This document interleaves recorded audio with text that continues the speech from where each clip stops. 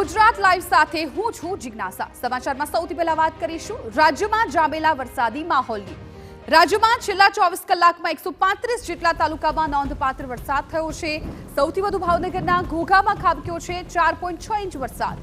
ભાવનગર શહેરમાં 3.15 ઇંચ વરસાદ, કોડીનારમાં 2.52 ઇંચ વરસાદ, શિહોરમાં 2.48 ઇંચ વરસાદ, ઉમરગામમાં 2 ઇંચ, ખેરગામમાં 1.97 ઇંચ વરસાદ નોંધાયો છે।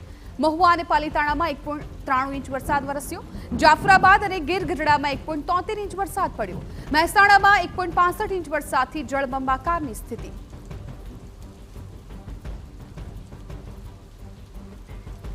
તો ભાદરવામાં આમ તો ભયાનક ગરમી પડતી હોય છે, પરંતુ આ વખતે મેઘરાજાની બેટિંગ હજુ પણ ચાલુ છે। નવરાત્રીને ગણતરીના દિવસો બાકી છે, ત્યારે મેઘરાજા ગુજરાતને બરાબર ગમરોળી રહ્યા છે।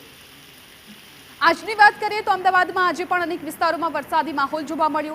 આ તરફ બનાસકાંઠાના વાતાવરણમાં અચાનક પલટો આવ્યો।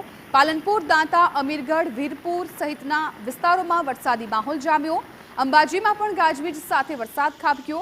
અરવલ્લીના ભિલોડા અને આસપાસના વિસ્તારોમાં વરસાદી માહોલ છવાયો। લીલછા, ખુમાપુરા અને ધોલવાણી, વાઘેશ્વરીમાં પણ પવન સાથે વરસાદ પડ્યો। સૌરાષ્ટ્રની જો વાત કરીએ તો ભાવનગર અને જૂનાગઢમાં પણ મેઘરાજાએ ધમાકેદાર બેટિંગ કરી। દાહોદ જિલ્લામાં પણ એકાએક વાતાવરણમાં પલટો આવ્યો હતો। ભારે પવન અને ગાજવીજ સાથે વરસાદ પડતા રસ્તા પર પાણી ફરી વળ્યા હતા।